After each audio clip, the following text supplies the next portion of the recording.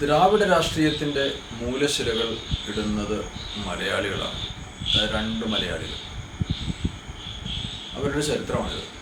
അപ്പം ദ്രാവിഡ സ്വത്വവാദ, പിന്നീടത്തെ വിഘടനവാദ രാഷ്ട്രീയത്തിൻ്റെ ദ്രാവിഡസ്ഥാനിലേക്കൊക്കെ വികസിക്കുന്ന, ആ വാദത്തിലേക്കൊക്കെ വികസിക്കുന്ന വലിയ കട്ടിങ് സൗത്ത് വരെ എത്തി നിൽക്കുന്ന, സനാതനം ഡെങ്കിയാണ്, മലയാളിയാണ്, അത് ഇറാഡിക്കേറ്റ് ചെയ്യപ്പെടേണ്ടതാണെന്നൊക്കെ തരത്തിൽ പറയുന്ന anti Sanatanic, anti Hindi, anti Sanskrit, anti north, അങ്ങനെ പോകുന്നതിൻ്റെ എല്ലാ മൂലത്തെ പറ്റിയാണ് പറയുന്നത്. ഇപ്പോൾ ഇത് ദ്രാവിഡ രാഷ്ട്രീയം ഗുരുതരമായി ചർച്ച ചെയ്യുന്ന കാലം കൂടെയാണ്. പലരും നമ്മൾ കേൾക്കുന്നതാണ്, ദ്രാവിഡ രാഷ്ട്രീയം അവസാനിച്ചു, ഇതാ പുതിയൊരു. ഞാൻ എന്നോട് പറഞ്ഞവരോടൊക്കെ ഞാൻ പറഞ്ഞിട്ടുണ്ട്, അങ്ങനെ ആഗ്രഹിക്കുന്നുണ്ട്, അങ്ങനെ കണ്ടു കിട്ടിയാൽ കൊള്ളാം. നമുക്ക് അനുഭവിക്കാൻ ആഗ്രഹമുണ്ട്, നമ്മുടെ കാഴ്ചയിൽ നമ്മുടെ ബുദ്ധിക്കൊക്കെ ഒരു ആഗ്രഹം, കൺസ്യൂം ചെയ്യാൻ ആഗ്രഹമുണ്ട്. ദ്രാവിഡ രാഷ്ട്രീയം അവസാനിച്ചു എന്നുള്ള ഒരു അനുഭവത്തെ ബുദ്ധിമുട്ടാണ്. അതിന് ചരിത്രം അത്ര ദൈർഘ്യമേറിയ ചരിത്രമാണ്. അതാണ് ഒന്നാമത്തെ കാരണം. അത് പെരിയാർ രാമസ്വാമി നായ്ക്കര് തുടങ്ങുന്ന ചരിത്രമല്ല. നമ്മൾ പൊതുവെ അവിടെ നിന്നാണ് തുടങ്ങി മനുഷ്യനത് കണ്ടിരിക്കുന്നത്. സത്യത്തിൽ 1816 തൊട്ട് ആ ചരിത്രം തുടങ്ങുന്നത്. അതിൻ്റെ ആ ബയസിൻ്റെ മൂലം, ആ വിവാദാത്മകതയുടെ മൂലം അവിടെ തുടങ്ങുന്നുണ്ട്. ആ ഒരു ദ്രാവിഡ അസ്മിതയുടെ മൂലശിലയിടുന്നത് മലയാളികളാണെന്ന് ഞാൻ പറയുന്നത് നമ്മുടെ ഭാരതത്തിൽ ജനിച്ച ആൾക്കാരെ പറയുമ്പോഴാണ്. അതിനും പുറകിൽ വൈദേശികർ നിൽപ്പുണ്ട്, ബ്രിട്ടീഷ് സിവിൽ സർവൻസ് നിൽപ്പുണ്ട്, അതിലും അപകടകരമായി പാതിരിമാർ നിൽപ്പുണ്ട്, ബിഷപ്പുമാരൊക്കെ നിൽപ്പുണ്ട്. അവരെ ഉപജീവിച്ച്, അവരെ സ്വാംശീകരിച്ച്, അവരാൽ സ്വാധീനിക്കപ്പെട്ടിട്ടാണ് ഈ മലയാളികൾ രാജ്യൻ്റെ കുതന്ത്രത്തിൽ വീഴുന്നത്. അതൊരു കുതന്ത്രമായിരുന്നു. ഹിന്ദു മുസ്ലിം ഒരു റിഫ്റ്റ് ഉണ്ടാക്കുന്ന, ഒരു വിഘടന വിഭജന സ്വത്വപര വിഷയം ഉണ്ടാക്കുന്നതിന് മുമ്പ് രാജ് പയറ്റിയത് തെക്കാണ്. ദ്രാവിഡ ഭാഷ, സംസ്കാര, വംശ ഇതിലേക്ക് ഇത് വളർത്തി വികസിപ്പിക്കാൻ വലിയ തരത്തിൽ അവരത് ചെയ്തു. പൊതുഭാരതത്തിൽ മാക്സ് മുള്ളർ എടുത്ത പണി ഇവിടെ എടുത്തതൊരു ബിഷപ്പാണ്. ആ ബിഷപ്പാണ് ഈ മലയാളികളുടെ ഉൾപ്പെടെ പ്രേരണ. ആ ചരിത്രമാണ് പറയാൻ പോകുന്നത്. ആ ബിഷപ്പിൻ്റെ ചരിത്രം പറയുന്നതിന് മുമ്പ് ഈ മലയാളികളുടെ പേരുകൾ പറഞ്ഞിട്ട് അങ്ങോട്ടേക്ക് ആ ചരിത്രം പറഞ്ഞു വന്നാൽ ഈ മലയാളികൾ ചെയ്തതിൻ്റെ അതിൻ്റെ ആഴം നമുക്ക് മനസ്സിലാവും. ഈ രണ്ട് മലയാളികൾ, ഒന്ന് 1897 മരിച്ചു പോയാളാണ്. ഞാൻ താമസിക്കുന്നത് ആലപ്പുഴ ജില്ലയിലാണ്. ഞാൻ അപ്പർ കുട്ടനാട്ടിലാണ്. എനിക്കൊരു 20 കിലോമീറ്റർ പടിഞ്ഞാറോട്ട് പോയാൽ എത്താവുന്ന ഒരു സ്ഥലത്ത്, കുട്ടനാട്ടിലെ ഒരു സ്ഥലത്താണ് ഈ മനുഷ്യൻ ജനിച്ചത്. അദ്ദേഹം തിരുവനന്തപുരം അന്നത്തെ മഹാരാജാസ് കോളേജിലെ ഫിലോസഫി അവിടെ പഠിച്ച്, ആദ്യം ആലപ്പുഴയിൽ പഠിച്ചു, പിന്നെ ഫിലോസഫി അവിടെ പഠിച്ച്, അവിടുത്തെ പ്രൊഫസറെ, അവിടുത്തെ HOD ആയി, അവിടെ തന്നെ സ്ഥിരതാമസമാക്കി. ചട്ടമ്പി സ്വാമികളോടൊപ്പം, നാരായണ ഗുരുസ്വാമികളോടൊപ്പം, ഡോക്ടർ പൽപ്പു, വിവേകാനന്ദ സ്വാമി വന്നു കാണുന്നു. തിരുവനന്തപുരത്ത് അദ്ദേഹത്തെ 9 ദിവസത്തെ സന്ദർശനത്തിൽ അദ്ദേഹം തമ്മിൽ വിസ്തൃതമായി സംവദിക്കുന്നു. നമ്മുടെ മഹാനായ CV രാമപിള്ളയുടെ അധ്യാപകൻ, ഇത്ര വിവിധങ്ങളായ സ്വത്തുകളുള്ള ഒരാൾ. ഒപ്പം അദ്ദേഹത്തിൻ്റെ പേരിലേക്ക് ഞാൻ വരാം. അദ്ദേഹത്തിൻ്റെ മകൻ PS നടരാജ പിള്ള എന്നൊരു മകൻ കേരളത്തിലെ തിരുക്കൊച്ചിയിലാണ് 56 ആ കാലത്ത് നമ്മൾ സ്വതന്ത്രമായി ഭാഷാ സംസ്ഥാനമായി ആ കാലത്ത് എപ്പോഴും അദ്ദേഹം ധനകാര്യമന്ത്രി. അതിൻ്റെ കാലാകാലം എൻ്റെ പഠനത്തിന് പുറത്താണ്, അതിന് പ്രസക്തം അല്ലെങ്കിൽ ഞാൻ പറയായിരുന്നു. അദ്ദേഹത്തിൻ്റെ മകൻ ഇവിടുത്തെ ധനകാര്യമന്ത്രി. ഇന്നത്തെ ബഡ്ജറ്റിങ്ങിൻ്റെ പലതും തുടങ്ങി വെച്ച അദ്ദേഹത്തിൻ്റെ മകനാണ്. ആ മകൻ്റെ അച്ഛൻ്റെ പേര് ദ്രാവിഡ അസ്മിതയുടെ, ദ്രാവിഡ ചിന്തന പദ്ധതിയുടെ ധൈഷണികമായ, സർഗപരമായ, ബൗദ്ധികമായ മൂലശിലയിടുന്നത് ഈ ധുരമാരാൽ, ബിഷപ്പുമാരാൽ ആവേശിച്ചിട്ട് മൂലശിലയിടുന്നത് മനോന്മണീയം സുന്ദരം പിള്ള എന്ന് പറയുന്ന യൂണിവേഴ്സിറ്റി കോളേജിലെ, അന്നത്തെ മഹാരാജാസ് കോളേജിലെ ഫിലോസഫിയുടെ HOD ആയിരുന്നു. തിരുവനന്തപുരത്ത് 1000 ഏക്കറിൽ ഒരു മല വാങ്ങിച്ച് ഹാർവിപുരം എന്ന് പേരിട്ട് അദ്ദേഹത്തിൻ്റെ ഗുരുവായ ഹാർവി, യൂണിവേഴ്സിറ്റി കോളേജിൽ അന്നത്തെ അദ്ദേഹത്തിന് മുമ്പുള്ള HOD ആയിരുന്നു ഫിലോസഫിയിലെ. അങ്ങനെ അവിടെ താമസിച്ചത്. അവിടെ നിന്നുകൊണ്ട് അദ്ദേഹം ഇത്തരം പ്രവൃത്തികൾ മുഴുവനെടുത്ത്. ഞാൻ അദ്ദേഹത്തെ ഞാൻ മോശക്കാരനാക്കാൻ ഒട്ടുമേ ആഗ്രഹിക്കുന്നില്ല. അദ്ദേഹം തുടങ്ങി വെക്കുമ്പോൾ അദ്ദേഹത്തിന് അറിയില്ല ഇതൊരു ട്രാപ്പാണെന്നും ഇതെങ്ങോട്ടേക്ക് ഇത്തരത്തിൽ അർത്ഥത്തിലൊന്നും അദ്ദേഹം കണ്ടിട്ടേ ഇല്ല. അദ്ദേഹം വലിയ നല്ല മനുഷ്യനായിരുന്നു. 42 വയസ്സ് മാത്രമേ ജീവിച്ചിരുന്നിട്ടുള്ളൂ. 1797 മരിച്ചു. 1797 42 വയസ്സിൽ ഒരു മലയാളി എത്താവുന്ന എല്ലാ സ്ഥലത്തും നമ്മൾ അത്ഭുതകരമായി അദ്ദേഹം എത്തുന്നുണ്ട്. ഇവിടെ ഒരു സ്ഥലത്ത് പോലും ഞാൻ അദ്ദേഹത്തെ ഈ ഒരു ദ്രാവിഡ സ്വത്വവാദത്തിൻ്റെ മൂലശില അദ്ദേഹം ഇടുന്നത്, ഞാൻ വീണ്ടും പറയുന്നു, അദ്ദേഹം ഇങ്ങോട്ട് വികസിക്കുമെന്ന് അറിഞ്ഞിട്ടല്ല, ഉറപ്പായിട്ടും പറയുന്നു. അദ്ദേഹം മനോന്മണീയം സുന്ദരംപിള്ള, ആ മനോന്മണീയം അദ്ദേഹത്തിൻ്റെ നാടകത്തിൻ്റെ പേരാണ്. അതിനെപ്പറ്റി ആർക്കെങ്കിലും കുറച്ച് പേർക്കെങ്കിലും അറിയാം.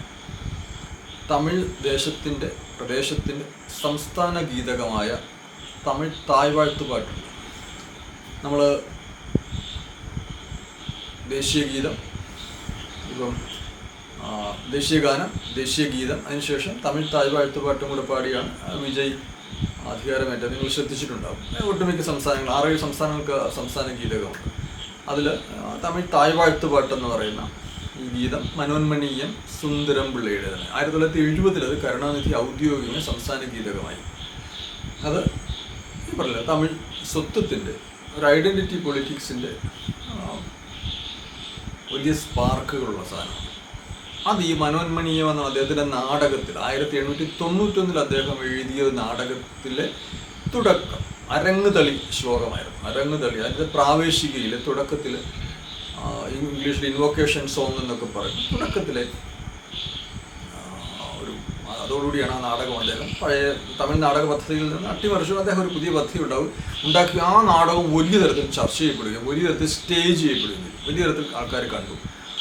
അതിൽ ഈ അദ്ദേഹം വാഴ്ത്തുന്ന ഈ തമിഴ് ഈ നാടകം ഹിറ്റായതിനെക്കാട്ടിൽ ഈ പാട്ട് ഹിറ്റായി. അന്നത്തെ കാലത്ത് ഈ ദ്രാവിഡത്തിൻ്റെ മഹത്വം പറയുന്ന അതിൽ കരുണാനിധി സംസ്ഥാന ഗീതകമായിട്ട് നമ്മളതിനെ ഞാൻ വിമർശിക്കില്ല. ആ ഗീതത്തിൽ ഔദ്യോഗികമായ ആ ഭാഗത്തൊന്നും നമ്മൾ സ്പർശിക്കുന്നില്ല. അതിൽ കരുണാനിധി ഒഴിവാക്കിയ വരികളുണ്ട്. അതിലാണ് അദ്ദേഹം ആദ്യത്തെ സംസ്കൃത വിരുദ്ധത, ഔത്തരാഹ വിരുദ്ധത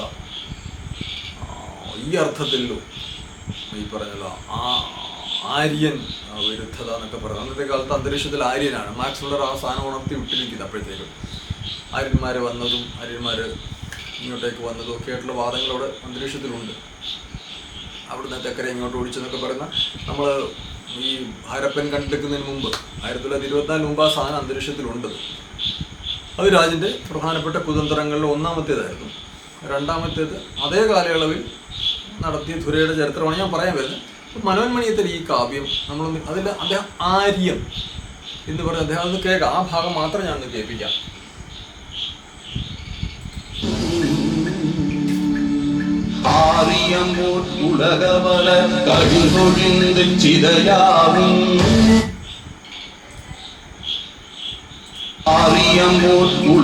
ഞാൻ കേട്ടു ആര്യം പോൽ.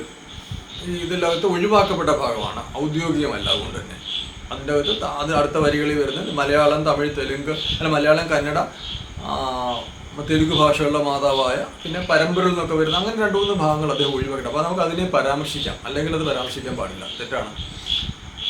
ഇവർ വന്ദേമാതരത്തെ വിമർശിക്കുന്നതുകൊണ്ട് നമ്മൾ ചെയ്യാൻ പാടില്ല. പക്ഷെ ഒഴിവാക്കപ്പെട്ടാണ്, അതുകൊണ്ട് ഔദ്യോഗികമല്ല. അന്നത്തെ അതിൽ അദ്ദേഹം ആര്യം പോലെ ചത്തുകെട്ട, ആര്യം എന്ന് പറഞ്ഞാൽ സംസ്കൃത ഭാഷയാണ്. ആര്യം പോലെ ചത്തുകെട്ടതല്ല, അരങ്ങൊഴിഞ്ഞതല്ല ഈ ഭാഷ. നമ്മുടേത് കന്യയാണ്, യുവത്വമുള്ള ഭാഷയാണെന്ന് പറയുന്ന ആ ഭാഗമാണ്. അദ്ദേഹം സംസ്കൃതത്തിനെതിരെ ഇത് പറയുന്നത് വലിയ തരംഗമായി. ഇതാണ് മൂലശിലയുടെ ബൗദ്ധികമായ ഭൈഷണികമായ അതിൻ്റെ സ്വാധീനങ്ങളുണ്ട്. അത് അദ്ദേഹം സ്വതന്ത്രമായി എഴുതിയതല്ല. അദ്ദേഹത്തിന് ശുദ്ധമായ അദ്ദേഹത്തിൻ്റെ തലയിൽ തിരുവനന്തപുരത്ത് നിന്ന് അദ്ദേഹത്തിന് തോന്നി എഴുതിയതല്ല. അതിൻ്റെ സ്വാധീനത്തിൽ നിൽക്കുന്നത് ഈ ബിഷപ്പായ, ഞാൻ മുമ്പ് പറഞ്ഞ ബിഷപ്പായ ഫാദർ റോബർട്ട് കാൾഡ്വെൽ. അദ്ദേഹം പിന്നീടാണ് ബിഷപ്പാകുന്നത്. അദ്ദേഹം ഞാൻ ഈ പറയുന്ന അദ്ദേഹം പറഞ്ഞ പണിയെടുത്ത കാലത്ത് അദ്ദേഹം ബിഷപ്പല്ല, അദ്ദേഹം ഫാദറാണ്. അദ്ദേഹം 1856 ഞാൻ 24 വർഷം മുമ്പ് ഇതിനെപ്പറ്റി എഴുതിയിട്ടുണ്ട്. 24 വർഷം മുമ്പ് അന്നത്തെ പുണ്യഭൂമി പത്രത്തിൽ ഇത് എഴുതാൻ ഭാഗ്യം ഉണ്ടായിട്ടില്ല. അതൊരു 2-3 ലക്കമായിട്ട് 2 ലക്കമായിട്ട് വന്നിട്ടുള്ളൂ. ഇതുൾപ്പെടെ വരുന്ന ആരും വിഷയത്തിൽ റോബർട്ട് കാർഡ്വെൽ അദ്ദേഹത്തിൻ്റെ എ കമ്പാരിറ്റീവ് ഗ്രാമർ, അന്നത്തെ ഫിലോളജിയിൽ ഭാഷാശാസ്ത്രത്തിലും ഭാഷയുടെ താരതമ്യ പഠനത്തിൽ വലിയ പണികൾ ലോകത്ത് നടക്കുന്ന കാലം, വലിയ ബൗദ്ധിക അഭ്യസനങ്ങൾ നടക്കുന്ന കാലം. അതിൽ അദ്ദേഹം ഇങ്ങനൊരു പുസ്തകം എഴുതി, A comparative grammar of Dravidian or south Indian languages എന്ന് പറഞ്ഞ് നമ്മുടെ മലയാളം, തെലുങ്ക്, കന്നഡ, തമിഴ് ഇതിൻ്റെ ഈ കമ്പാരിസൺ അതിൽ മാതൃഭാവത്തിൽ ഇതാണെന്ന് സ്ഥാപിക്കുന്ന ഒരു സാധനം. നമ്മൾ വിചാരിക്കരുത് നിഷ്കളങ്കമായി അദ്ദേഹം ചെയ്തൊരു ബൗദ്ധിക പ്രക്രിയയാണ്. അദ്ദേഹത്തിൻ്റെ കൊഗ്നിറ്റീവ് മൈൻഡ് വളരെ ഉത്കടമായി ഇങ്ങനൊരു സാധനം ചെയ്യാൻ ആഗ്രഹിച്ചു. അങ്ങനെയല്ല. അതിൻ്റെ കാരണം ഞാൻ പറയാം. മനോന്മണീയത്തിലേക്ക് വരുന്നതിന് ഇത്ര ദീർഘമാണ്. ഇത് ശ്രദ്ധയോടെ കേട്ടാലേ മനസ്സിലാവും. എനിക്ക് ആഗ്രഹമുണ്ട് നിങ്ങൾക്ക് മനസ്സിലായിക്കൊള്ളാവുന്ന. അതുകൊണ്ട് എനിക്ക് പെതുക്കെ പറയുകയുമാണ്. എവിടെയെങ്കിലും തട്ടും തടവും വന്നാൽ ക്ഷമിക്കുക. സംശയങ്ങൾ എവിടെയെങ്കിലും കമൻറ്റിൽ ചോദിച്ചാൽ ഞാൻ മറുപടി പറയാവുന്നതുമാണ്, അല്ലെങ്കിൽ അതെല്ലാം ഓൺലൈനിലുള്ളതുമാണ്. ഈ കാൾഡ്വെൽ എഴുതുന്ന പുസ്തകം എഴുതുന്ന 1856 ഞാൻ പറഞ്ഞല്ലോ, തമിഴ് സ്വത്വവാദ രാഷ്ട്രീയത്തിൻ്റെ ചരിത്രം ആ അർത്ഥത്തിൽ പ്രചണ്ഡമായി തുടങ്ങുന്നത് 56. പക്ഷെ അതിനും പുറകിൽ 40 വർഷം പുറകിൽ ഒരു എല്ലിസ്, FI എല്ലിസ്, അദ്ദേഹം ഒരു സിവിൽ സർവൻ്റ്. അദ്ദേഹം അദ്ദേഹത്തിൻ്റെ തെലുങ്ക് ഭാഷയുമായിട്ട് അദ്ദേഹത്തിൻ്റെ ഇവരെല്ലാം ഭാഷയിൽ ഭയങ്കരമായിട്ട് പണിയെടുത്തത്. അവർക്ക് ഭാഷ പഠിക്കണമല്ലോ, ഇവിടെ ഭരിക്കണമല്ലോ. അതിൻ്റെ ഡിസർട്ടേഷനിൽ അദ്ദേഹം ഇതിന് മൂലത്തിൽ ഈ ഭാഷയുടെ, ഈ തമിഴ് ഭാഷയുടെ മാഹാത്മ്യം അദ്ദേഹം എഴുതുന്നുണ്ട്. സംസ്കൃതത്തിൽ നിന്ന് വേറിട്ടതാണെന്നും ഈ സംസ്കൃത വാക്കുകളുടെ അഡ്ജക്റ്റീവ്സിൻ്റെ ഒന്നും ആവശ്യമില്ലാതെ ഇതിന് നിലനിൽക്കാൻ കഴിയുമെന്ന ഒരു സൂചനയും അത് മഹത്വമുള്ളത്. ഇതെല്ലാം ഒഴിവാക്കിയാൽ ആ ഒരു വാദം അത് അതിമഹത്തായ ഒരു ഭാഷയാണെന്നുള്ള വലിയ ദുർമേധസ്സില്ലാത്തൊരു ഭാഷയെ ആക്കിയെടുക്കണമെന്നൊക്കെയുള്ള നിലയ്ക്ക് അദ്ദേഹം കടന്നു പോകുന്നുണ്ടെന്ന് നമ്മൾ മനസ്സിലാക്കുന്നത്. എനിക്ക് ഡിസർട്ടേഷൻ ഓൺ തെലുങ്ക് ലാംഗ്വേജ് അങ്ങനെയാണ് അതിൻ്റെ പേര്. FI Ellis. അതിന് 1816 അദ്ദേഹത്തിൻ്റെ ആ ട്രീറ്റൈസിനെ, ആ ഡിസർട്ടേഷനെ കാൾഡ്വെൽ വികസിപ്പിക്കുക. ഞാൻ വീണ്ടും പറയുന്നത് കാൾഡ്വെൽ ബോധപൂർവം ചെയ്തതാണ്. തിരുനെൽവേലിയിൽ അദ്ദേഹം 1841 വന്നിറങ്ങുന്നു. അദ്ദേഹം വന്നിറങ്ങുമ്പോൾ LMS ആണ്, ലണ്ടൻ മിഷൻ സൊസൈറ്റിയുടെ ആളാണ്. വന്നിറങ്ങും. ഇതിൻ്റെയൊക്കെ പുറകിൽ ഫ്രാൻസ് ബോപ്പ് നിൽക്കുന്നത്. ഞാൻ പുറകോട്ട് പോയി, ഞാൻ അന്ന് ഫ്രാൻസ് ബോപ്പിനെ പറ്റി ചെയ്തിട്ടുണ്ട്. ഫ്രാൻസ് ബോപ്പാണ് കമ്പാരിറ്റീവ് ഗ്രാമറിൻ്റെ തുടക്കം ഒരർത്ഥത്തിൽ ഇടുന്നത്. അത് 1808 1806 അദ്ദേഹം ചെയ്യുന്നത്. അതിൻ്റെ തുടർച്ച ഇതെല്ലാം വരുന്നത്. അങ്ങനെ ദീർഘകാല ചരിത്രമാണ്. അതുകൊണ്ട് ഞാൻ 1814 തുടങ്ങുന്ന ചരിത്രത്തെ കാൾഡ്വെൽ ഔദ്യോഗികമായി വികസിപ്പിക്കുന്നു. ഞാനത് രാജിനു വേണ്ടി ഔദ്യോഗികമായി വികസിപ്പിക്കുന്നു. ഞാൻ പറഞ്ഞല്ലോ, ഒന്നുകൂടെ ഒരു കാര്യം കൂടെ പറയാം. മുസ്ലിം ഹിന്ദു വിഭജനവും വിഘടനവും രാജു പയറ്റുന്നതിനും എത്രയോ വർഷം മുമ്പ് രാജ് ഇത് ശ്രദ്ധിച്ചു. ഇവിടെ പറ്റും. അതിനുള്ള എല്ലാ ബീജവും ഇടുന്നതും എല്ലാ പണിയായുധം കൊടുക്കുന്നതും ഈ കാൾഡ്വെലാണ്, ഈ ബിഷപ്പാണ്. ഓർക്കൂ, അദ്ദേഹം LMSൻ്റെ ആളായിട്ട് ഇവിടെ വന്നപ്പോൾ അദ്ദേഹത്തിന് തിരുനെൽവേലിയൊക്കെ നടന്നപ്പോൾ അദ്ദേഹത്തിന് മനസ്സിലായി കട്ടിയാണ്, ബുദ്ധിമുട്ടാണ്, ഇവിടേക്ക് ഇത് കയറില്ല. അദ്ദേഹം വെയിലത്ത് നടന്ന് അലഞ്ഞും പിടിഞ്ഞും പുള്ളി അവിടെ നിന്ന് ഉണ്ടാക്കിയൊരു പണിയുണ്ട്. ഇത് തിരുനെൽവേലിയുമായിട്ടുള്ള അദ്ദേഹത്തിൻ്റെ ചരിത്ര ഗ്രന്ഥങ്ങൾക്കകത്ത് അദ്ദേഹം ഇതുമായിട്ടൊക്കെ പറയുന്ന ഇവരുമായിട്ടൊക്കെ കത്തരപാടിലൊക്കെ ഇത്ര ധ്വനികളുണ്ട്. ഞാനിത് മുഴുവനായിട്ട് കടന്നു പോയിട്ടില്ല, പക്ഷേ എങ്കിലും ആ ധ്വനികൾ ഞാൻ മനസ്സിലാക്കിയിട്ടുണ്ട്. 2-3 ടെക്സ്റ്റുകൾ അദ്ദേഹത്തിന് തിരുനെൽവേലിയുമായിട്ടുള്ള ചരിത്രം തന്നെയുണ്ട്. അദ്ദേഹം വന്ന് തൊട്ടടുത്ത് തന്നെ അദ്ദേഹം ഔദ്യോഗിക സഭയിലേക്ക് മാറും. ഞാൻ വീണ്ടും പറയുന്നു, അദ്ദേഹം ആംഗ്ലിക്കൻ ചർച്ചിൻ്റെ കാൻറ്റർബറി ആർച്ച് ബിഷപ്പിൻ്റെ നേരിട്ട് അധീനതയുള്ള രാജിൻ്റെ, വിക്ടോറിയ രാജ്ഞിയുടെ ചക്രവർത്തിനിയുടെ അധീനതയിലുള്ള ഈ ആംഗ്ലിക്കൻ ചർച്ചിൻ്റെ society for propagation of gospel in foreign parts, SPG, society for propagation of gospel in foreign parts, സുവിശേഷം അന്യദേശങ്ങളിൽ, അതായത് ഇന്ത്യ പോലുള്ള ദേശങ്ങളിൽ സുവിശേഷം പ്രചരിപ്പിക്കുന്ന ദൗത്യത്തിലേക്ക് അദ്ദേഹം മാറുന്നത്, ആ സൊസൈറ്റിയിലേക്ക് അദ്ദേഹം മാറുന്നത്. അപ്പോൾ ഔദ്യോഗിക പദ്ധതിയാണ്. അവിടെ മുള്ളരെ ഏൽപ്പിച്ചവർ അവരൊരു പണി കാൾഡ്വെലിനെ ഏൽപ്പിക്കുകയാണ്.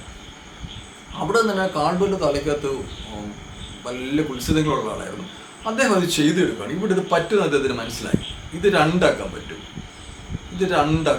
2 പാത്രത്തിലാക്കാൻ പറ്റും. ഇങ്ങനെ വിഘടിപ്പിച്ചാലേ പറ്റുള്ളൂ. പിന്നെ ഞാൻ പറഞ്ഞ മുസ്ലിം സംവിധാനത്തെ 1887 ഞാൻ മറന്നില്ല, എങ്കിലും വളരെ വികസിത രൂപത്തിൽ അതിനെ പരീക്ഷിക്കുന്നതിനും എത്രയോ വർഷം മുമ്പ് 56 കാൾഡ്വെൽ ഇത് ചെയ്തു. അതിന് ഔദ്യോഗിക സെക്റ്റിൻ്റെ ആളായിരുന്നുകൊണ്ട് ഔദ്യോഗികമാണെന്ന് തന്നെ ഞാൻ കരുതുന്ന ആളാണ്. അത് വീണ്ടും ഞാൻ പറയുന്നു, 56 അദ്ദേഹം എഴുതി. പിന്നെ അതിനിടയ്ക്ക് പലരും പണിയെടുത്തവരുണ്ട്. ഈ 16-നും കാൾഡ്വെലിനും ഇടയ്ക്ക് പണിയെടുത്തവരുണ്ട്, 56-നും ശേഷം പണിയെടുത്തത്. ഔദ്യോഗികമാകുന്നു ഞാൻ പറയുന്നത്, ഞാൻ ഈ പറഞ്ഞ ഈ കാൾഡ്വെൽ ഈ ഗ്രന്ഥമാണ് ഇത് ഇറങ്ങിയത് 1856 വലിയ തരംഗമായി പുസ്തകം. വലിയ തരംഗം, വലിയ തരത്തിൽ വിറ്റഴിക്കപ്പെട്ടു. മദ്രാസിൽ അത് വലിയ തരത്തിൽ ചർച്ച, യൂണിവേഴ്സിറ്റി, കുട്ടികളുടെ ഇടയ്ക്ക് ഇതൊക്കെ കീറുകയാണ്. 100-800 പേജുണ്ട് എൻ്റെ ചങ്ങാതിമാരെ. നിങ്ങളല്ല ആ പുസ്തകം കണ്ടാൽ നിങ്ങൾ ഞെട്ടും. അതിൽ അദ്ദേഹം വളരെ ഗൗരവമായി ഈ ഒരു ആര്യൻ, ഉത്തരേന്ത്യയിൽ നിന്ന് വന്ന ആര്യൻ സാധനം, ഇവിടുത്തെ ദ്രാവിഡർ അതിപ്രാചീനരാണ്, ഇവിടേക്ക് വന്ന അവരെ കൊണ്ടുവന്ന ഈ സംസ്കൃതം ഭാഷ, ഈ ഇത്തരം ദേവതകൾ, ഇത്തരം ഗ്രന്ഥങ്ങൾ, വേദം ഉൾപ്പെടെ ഇതിനെ അദ്ദേഹം ഈ സംസ്കൃതത്തിന് വല്ലാത്ത ഭാരം, ഈ സംസ്കൃത ഭാരത്തെ അടർത്തി മാറ്റിയാൽ, ഭാഷയിൽ നിന്ന് അടർത്തി മാറ്റിയാൽ ഇത് വളരെ ശുദ്ധമായ, നിഷ്കളമായ, ഒരു അപൂർവ സുന്ദരമായ, അതിപ്രാചീനമായ ഒരു ഭാഷയും ഒരു സഭ്യതയും ഒരളവിൽ നല്ല ഹിന്ദു, ഈ മതം പോലും ഹിന്ദു മതത്തിൽ നിന്ന് വേറിട്ടതാണ്. അവിടെ നിന്നാണ് ഇന്ന് കാണുന്ന, നിങ്ങൾ ഈ കാണുന്ന സനാതനം ഡെങ്കാണ്, മലേറിയ ആണെന്നൊക്കെ പറയുന്ന, ഉദയനിധി സ്റ്റാലിൻ ഉൾപ്പെടെ പറയുന്ന ഇതിൻ്റെ തുടക്കം അവിടെയാണ്. ഇത് ഇറാഡിക്കേറ്റ് ചെയ്യേണ്ടതെന്ന് പറയുന്നത് കാൾഡ്വെലാണ് ആദ്യം പറയുന്നത്. ഞാൻ വീണ്ടും പറഞ്ഞു, ഞാനത് വായിച്ചു കേൾപ്പിക്കാം എങ്കിൽ നിങ്ങൾക്ക് അത് മനസ്സിലാവുള്ളൂ. കാൾഡ്വെലിൻ്റെ കമ്പാരിറ്റീവ് ഗ്രാമറിൽ അതിൻ്റെ 1ാം എഡിഷൻ 1856 എഡിഷനിൽ നിങ്ങൾ 77-78 പേജ്, 77-78 പേജിൻ്റെ 77 പേജിൻ്റെ ടൈറ്റിൽ ഞാൻ പറയാം,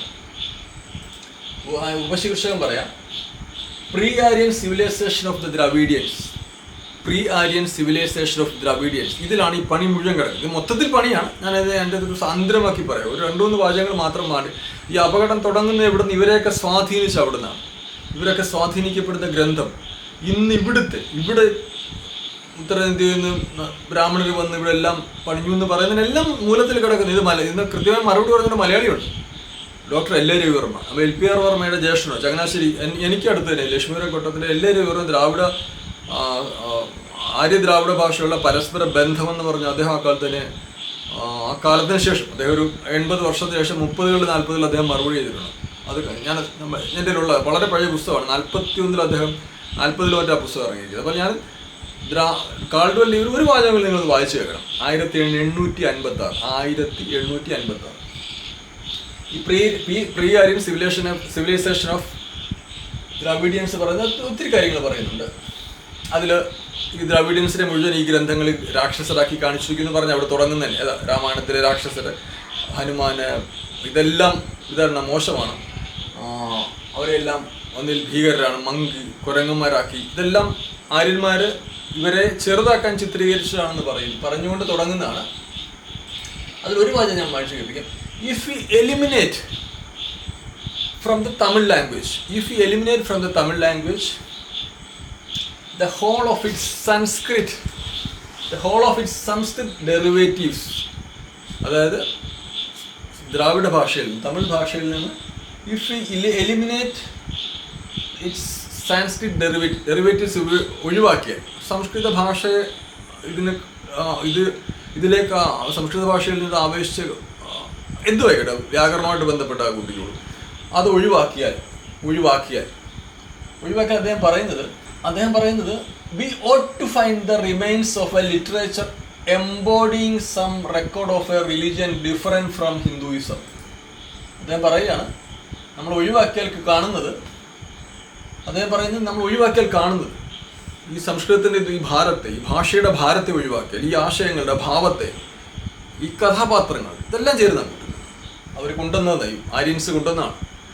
ഒഴിവാക്കിയാൽ അദ്ദേഹം കിട്ടുന്നത് we ought to find the remains of a literature embodying some record of a religion different from Hinduism. നിങ്ങൾ ആലോചിച്ച് നോക്കൂ, അവിടെ നിന്നാണ് ഇതെല്ലാം തുടങ്ങിയിരിക്കുന്നത്. ഈ വിഘടനത്തിന് അത്ര കുതന്ത്രത്തോടെ രാജേൽപ്പിച്ചൊരു പണി കാൾഡ്വെൽ ചെയ്തിരിക്കുന്നു. അടുത്ത വാചകം വീണ്ടും അത് അസേർട്ട് ചെയ്യുകയാണ്. unequivocal traces of the existence amongst the un-Aryanized Dravidians, both ancient and modern, of a religion different from Hinduism.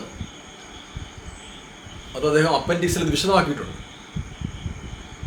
അതിപ്രാചീന കാലം തൊട്ട് ഹിന്ദുമതത്തിൽ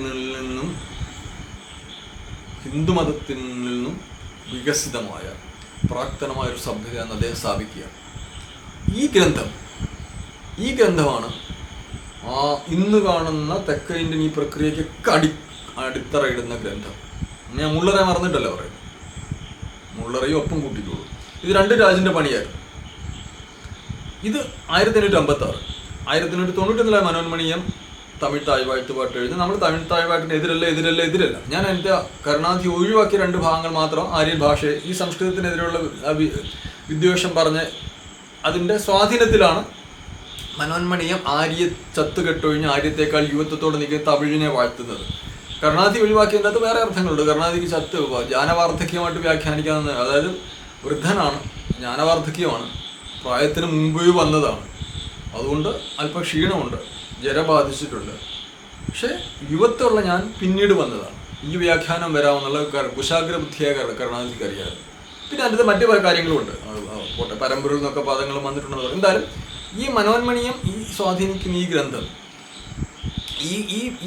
ഇവിടുന്നാണ് ഈ സംസ്കൃതത്തിൻ്റെയും ഈ ഹിന്ദു സാധനം എല്ലാം തുടങ്ങുന്നത് സ്ഥാപിക്കാൻ ഞാനിത് പറഞ്ഞു. അത് വലിയ ഗ്രന്ഥമാണ്, അത് ദീർഘമായി നിങ്ങൾക്ക് വായിക്കാവുന്നതാണ്. ഈ ഗ്രന്ഥം അവിടെ അവസാനിക്കുന്നില്ല. 1856 ഞാനിത് ഔദ്യോഗികമാണെന്ന് പറയുന്നത്, രാജിൻ്റെ ഔദ്യോഗിക പ്രക്രിയയാണ്. മുസ്ലിങ്ങളെ ഹിന്ദു എത്തിക്കാൻ ആദ്യം നോക്കുന്നത്, ആദ്യം ദേശത്തിനകത്ത് ഒരു വിടവുണ്ടാക്കുക, ഒരു വംശീയമായ വിടവ്, 2 വംശങ്ങൾ അല്ലെങ്കിൽ അങ്ങനെ ഉണ്ടാക്കിയെടുക്കാൻ. ഈ പറഞ്ഞ പോലെ ഒരു പ്രാദേശികതയെ വിജൃംഭിക്കാനുള്ള വലിയ പരീക്ഷണം, അത് വലിയ പിൽക്കാലത്ത് ലെനിൻ അത് ഡെവലപ്പ് ചെയ്തിട്ടുണ്ട്. നാഷണാലിറ്റി ഡോക്ടറേറ്റ് എന്ന് പറയുന്നത് ലെനിനും സ്റ്റാലിനും കൂടെ, അതാണ് പിൽക്കാലത്ത് മുഴുവൻ ഖാലിസ്ഥാൻവാദത്തിലേക്കൊക്കെ പോയിരിക്കുന്നത്.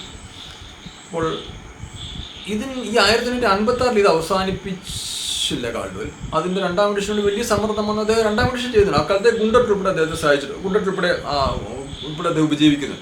ഈ കാലയളവ് മുഴുവൻ അദ്ദേഹം ബൈബിൾ വിവർത്തനം ചെയ്യുന്നുണ്ട്. ബൈബിളും മറ്റേ തദ്ദേശീയ ഭാഷയിലേക്ക് കൊണ്ടുപോകാൻ വലിയ പ്രയത്നമില്ല. ആലോചിച്ച് നോക്കും, ഞാൻ പറയേ ഗോസ്പലാണ് പുള്ളിയുടെ പരിപാടി. ഈ ഗോസ്പലിനകത്ത് ഈ വിഘടനം അങ്ങനെ ഉണ്ടാക്കാൻ അദ്ദേഹം കണ്ടെത്തി, അത് ചെയ്തു, അത് സ്വാധീനിച്ചു, പണിഞ്ഞു. 30 വർഷങ്ങൾക്ക് ശേഷം അന്നത്തെ ഔദ്യോഗികമാവുകയാണ്.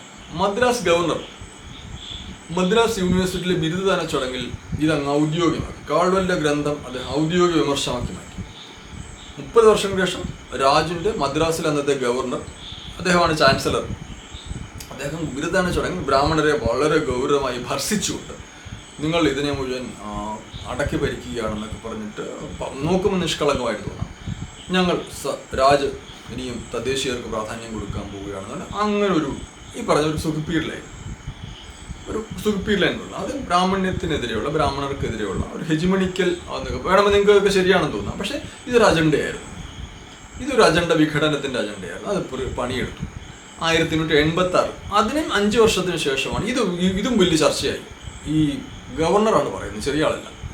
അതിനും 5 വർഷങ്ങൾക്ക് ശേഷമാണ് മനോന്മണീയം ഇതെഴുതുന്നത്, സുന്ദരംപിള്ളി ഇതെഴുതുന്നത്. പക്ഷെ അതിനു മുമ്പ് മറ്റു കാര്യങ്ങൾ, ഈ ഗവർണർ പോയി ഞാനീ പറഞ്ഞ ഈ വലിയ വിവാദ പ്രസംഗം ചെയ്ത് പ്രകോപിപ്പിച്ച, ദ്രാവിഡരെ വല്ലാതെ ഉത്തേജിപ്പിച്ച, തമിഴരെ വല്ലാതെ ഉത്തേജിപ്പിച്ച്, ഇത് രണ്ടാണ്. ബ്രാഹ്മണരെ മുഴുവൻ, ഹിന്ദുവാദികൾ മുഴുവൻ അവർ വന്നവരാണ്, അവരുടെ സോക്കോൾഡ് വരേണ്ടത് നമ്മൾ അങ്ങനെ അതിനെതിരെയുള്ള ഒരു സാധനമായിട്ട് അത് വല്ലാതെ മാറി. അതിൻ്റെ അടിത്തറയിലേക്ക് മൂവ്മെൻറ്റ് ചലനം വെച്ച് തുടങ്ങി. ഈ കാലയളവിൽ ഈ ഗവർണർ മാറി, അടുത്ത ഗവർണർ വന്നു. ഈ ഗവർണർ ഒരു വെൻലോക്കാണ്, ലോർഡ് വെൻലോക്ക്. അദ്ദേഹം ഇതേ 91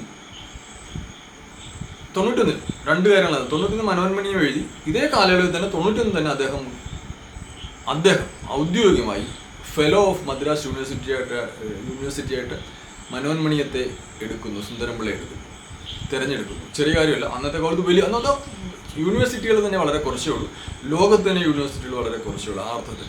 അതുകൊണ്ട് വലിയ തരത്തിലൊരു അംഗീകാരമായി അദ്ദേഹം പ്രശസ്തനായ വലിയ തരത്തിൽ അത് മനോന്മണീയം എഴുതിന് മുമ്പാണോ പിമ്പാണോ അറിയില്ല. പലരും പറഞ്ഞു കേൾക്കുന്നത് അതിന് മുമ്പാണ് ഫെലോ ആകുന്നത്, അതിന് ശേഷമാണ് അദ്ദേഹം മനോന്മണീയം എഴുതുന്നതെന്ന് പറയുന്നുണ്ട്. അത് ഞാൻ എത്ര തപ്പിട്ട് എനിക്ക് കൃത്യമായൊരു ധാരണ കിട്ടിയില്ല.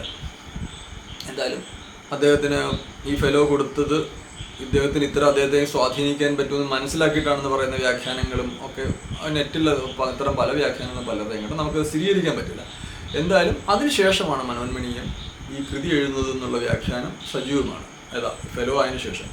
അപ്പം അതും കഴിഞ്ഞ് മനോന്മണീയം എഴുതി അദ്ദേഹം ഈ ആര്യ ഈ പ്രായമായ വൃദ്ധനായ അതിനെതിരെ പറഞ്ഞ അനൗദ്യോഗികമായ ഇപ്പോഴത്തെ ഔദ്യോഗിക ഭാഗമല്ലാത്തതുകൊണ്ട് ഞാൻ അങ്ങനെ പറഞ്ഞു. അതിനുശേഷം അദ്ദേഹത്തെ ഈ വിദണ്ഡ ബ്രാഹ്മണനെതിരെ പറഞ്ഞ മദ്രാസ് സർവകലാശാലയിൽ നിന്ന് ആ ഗവർണർ അങ്ങ് ലണ്ടനിലേക്ക് പോയിരുന്നത്.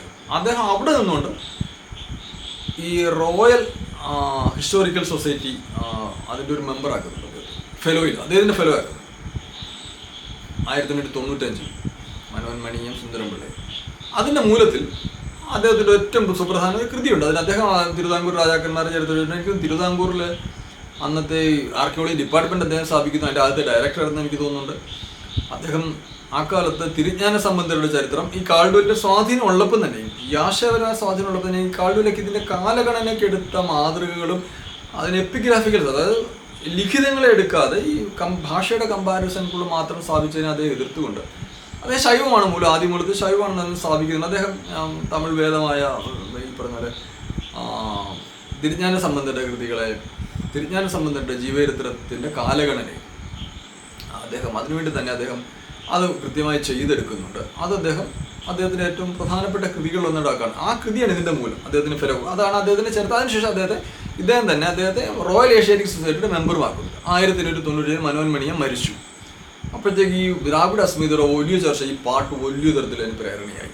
കാൾഡ്വെൽ ഗ്രന്ഥം അടിത്തട്ടിൽ ഈ ഗവർണറുടെ പ്രസംഗം അതുണ്ടാക്കിയാൽ കുട്ടികളിലൊക്കെ വ്യാപകമായി കയറുന്നു, വലിയ തരത്തിൽ ഇതായി. അതിൻ്റെ അങ്ങനെ നിൽക്കുകയാണ് മനോഹൻ മണിയും വരുന്നു, വലിയ പ്രചാരം. 97 ഇദ്ദേഹം മരിക്കുന്നു. അപ്പോഴത്തേക്ക് university fellow of royal history society ലണ്ടനിൽ, റോയൽ ഏഷ്യാറ്റിക് സൊസൈറ്റി, ഇതെല്ലാം ഈ ധോരന്മാർ കൊടുക്കുകയാണ്. രാജിനോട് ചേർന്ന് നിൽക്കുകയാണ് മനോഹൻ മണിയും. അതുകൂടെ ഞാൻ പറയാം. അന്നത്തെ കാലത്ത് അതാണ് ഒരു രീതിയും. ഇന്നത്തെ കാലത്ത് അപൂർവമായ ആൾക്കാരെ അങ്ങനെ മാറി നിൽക്കുന്നുള്ളൂ. പ്രത്യേകിച്ച് എഡ്യൂക്കേറ്റഡ് ആൾക്കാരൊക്കെ ജോലിക്കായി ഇവരുമായിട്ട് അദ്ദേഹം അവരുടെ തന്നെ ഒരു തിരുനെൽവേലി ഒരു കോളേജിൽ അദ്ദേഹം കോളേജ് ആക്കുന്നതിൻ്റെ പ്രക്രിയ അദ്ദേഹം ചെയ്തിട്ടുണ്ട്. അപ്പോൾ അതാണ് അദ്ദേഹത്തിൻ്റെ 1897 അദ്ദേഹം കടന്നുപോയി. 1897 അദ്ദേഹം കടന്നു പോകുമ്പോൾ വരുന്ന ഒരു മലയാളിയുണ്ട്, ഭാരതത്തിലേക്ക് തിരിച്ചെത്തുന്ന ഒരു മലയാളി, പാലക്കാടുകാരൻ. ഇത് കുട്ടനാട്ടുകാരനായ മലയാളി, പക്ഷെ പറയുമ്പോൾ തമിഴനാണെന്നുകൂടെ പറയാം. അദ്ദേഹം രാജാ കേശവദാസൻ്റെ കാലത്ത് ആലപ്പുഴയിലേക്ക് കൊണ്ടുവരപ്പെട്ട തമിഴ് ശൈവ വെള്ളാളപ്പിള്ളയാളാണ്. അദ്ദേഹം വിവേകാനന്ദനുമായിട്ട് ശൈവ സിദ്ധാന്തത്തിൽ ഗംഭീരമായി സംസാരിക്കുന്നുണ്ട്. അദ്വൈത വേദാന്തത്തിലും അത്ര തന്നെ പ്രാക്തനമാണെന്ന് അദ്ദേഹം സമർത്ഥിക്കുന്നുണ്ട്. അതിലൊക്കെ ഒരു ദ്രാവിഡൻ, അതൊരു ദ്രവീഡിയൻ ഒരു ദൃഢത്വമുണ്ട് എന്നുള്ളത് നമ്മൾ പറയേണ്ടി വരും. അങ്ങനെ കൂടെ ഉണ്ട് ഇതിൻ്റെയൊക്കെ ഒരു അക്കാദമികമായ ഗംഭീരമായ അദ്ദേഹം ശൈവാധീനത്തിലെ പരമ്പരയിലേക്ക് അദ്ദേഹം എനിക്ക് തോന്നുന്നു ദീക്ഷിതനുമായിരുന്നു. അയ്യ വൈകുണ്ഠ സ്വാമികൾ അതുമായിട്ട് ബന്ധപ്പെടുന്നു. ശൈവ പ്രകാശന സഭ തിരുവനന്തപുരത്ത് സ്ഥാപിക്കുന്ന അതിൻ്റെമായിട്ട് ബന്ധപ്പെട്ട പ്രധാനപ്പെട്ട ആളും കൂടെ അദ്ദേഹം. അപ്പം അദ്ദേഹം 1897 മരിക്കുമ്പോൾ ഒരു മലയാളി ഇവിടേക്ക് എത്തുക. ലണ്ടൻ എഡിൻബറോയിൽ പഠിച്ചിട്ട് അവിടെ അവിടുത്തെ സർജനായ ENT സർജനായ ഒരാൾ ഭാരതത്തിലേക്ക് എത്തുന്നു. അദ്ദേഹം അവിടെ ഐച്ഛികമായി സംസ്കൃതം പഠിച്ചതാണ്. അദ്ദേഹത്തിൻ്റെ പേര് TM Nair, doctor TM Nair, Tharavath Madhavan Nair, അങ്ങനെയാണ്, പാലക്കാടുകാരൻ. അദ്ദേഹം എത്തുന്നിടത്താണ് അതിൻ്റെ വല്ലാത്തൊരു സാധനമാണ്. അത് ഈ മനുഷ്യൻ 97 മരിക്കുന്നു. അദ്ദേഹം ധൈഷണിയെ അടിത്തറയിട്ടു. വല്ലാതെ തമിഴ് ജനത ഉണർന്നു, ആവേശത്തിലാണ് നിൽക്കുന്നു, ആവിഷ്ടരാണ്. അവിടേക്ക് അടുത്ത ആളെ ഇറക്കുകയാണ് മലയാളിയെ. ഒരാൾ അരങ്ങൊഴിയുമ്പോൾ 42 വയസ്സിലെ മഹാനായ മനുഷ്യൻ അരങ്ങൊഴിഞ്ഞു. അദ്ദേഹം കടന്നു പോകുമ്പോൾ അടുത്ത ആൾ എത്തിയിരിക്കുന്നു. അദ്ദേഹം തുടങ്ങുന്ന പണികൾ വേറൊരു എപ്പിസോഡാണ്. ഇത് തന്നെ 30 മിനിറ്റ് ആയിട്ടുണ്ട്. ദീർഘമാണ്, ഞാൻ പറയുന്നത് ദീർഘചരിത്രമാണ്. അത് അദ്ദേഹം അടുത്തതിലേക്ക് ഞാൻ പറയുകയാണ്. രണ്ട് ഭാഗമായിട്ട് പറഞ്ഞില്ലെങ്കിൽ എത്തില്ല ആരും. അത് പൂർണ്ണമായിട്ട് ഇത് തന്നെ ആരും കേൾക്കില്ല. പൊതുവെ ഞാൻ ചെയ്യുന്ന വീഡിയോകളൊന്നും ആരും കാണാറില്ല. അങ്ങനൊരു സന്തോഷം കൂടി ഉണ്ട്. അത് ദീർഘമാണ്. അപ്പോൾ ഇത്ര ചരിത്രമുണ്ട്. ഞാൻ ഇതിൻ്റെ അകത്ത് എവിടെയെങ്കിലും മനോഹൻ മണിയത്തെ ഞാൻ വിമർശിക്കുകയോ എഴുത്തുകയോ ചെയ്യാൻ ആഗ്രഹിച്ചിട്ടില്ല. അദ്ദേഹം അറിഞ്ഞിരുന്നില്ല, അദ്ദേഹം അദ്ദേഹത്തിന് അത്ര ചിന്തിച്ചിരുന്നില്ല ഇങ്ങനത് കയറി മാറുമെന്നും കട്ടിങ് സൗത്ത് വരെയൊക്കെ വികസിക്കുമെന്നൊന്നും അദ്ദേഹം ഒരിക്കലും ചിന്തിച്ചിട്ടില്ല. ദ്രാവിഡസ്ഥാന് വേണ്ടി ബാധിക്കുമെന്ന് ഗവർണറുടെ അടുത്ത് പെരിയാർ രാമസ്വാമി നായ്ക്കർ പോയിട്ട് ഒരു സ്വതന്ത്ര ദ്രാവിഡസ്ഥാൻ ബാധിക്കുമെന്നൊക്കെയും അതിൻ്റെ തുടക്കത്തിനാണ് ഞാൻ ശരിയിടുന്നതെന്നൊന്നും അദ്ദേഹം അറിഞ്ഞിട്ടുണ്ടായിരുന്നില്ല. അദ്ദേഹം അദ്ദേഹം ഒരിക്കലും അങ്ങനെ അദ്ദേഹം അങ്ങനത്തെ ഒരാളുമായിരുന്നില്ല. അദ്ദേഹം വിശാല ഹിന്ദുമതത്തിൻ്റെ ഒരു സഭ്യതയുടെ ഭാഗമായിട്ട് നിന്നുകൊണ്ട് തന്നെ ഈ കാര്യത്തെ സംസ്കൃതത്തിൻ്റെ അന്നത്തെ ആര്യൻ സംസ്കൃത ഭാഷയുടെ ഉൽപ്പന്നമാണ് ഇതെല്ലാം എന്ന് പറയുന്ന ഒരു വിശാലമായ വാദത്തെ അവർക്കെന്തോ ചെറുപ്പമായിട്ട് തോന്നി ആ കാലത്ത്. ആ ചെറുപ്പമായിട്ട് തോന്നുന്നതിൻ്റെ അകത്ത് ഞാൻ ഈ പറഞ്ഞ കാൾഡ്വെൽ പ്രവർത്തിച്ചു. അതാണ് തുരകം കാൾഡ്വെല്ലാണ്. ഞാൻ സ്വതന്ത്രമായി തോന്നിയെന്ന് ഞാൻ പറയില്ല.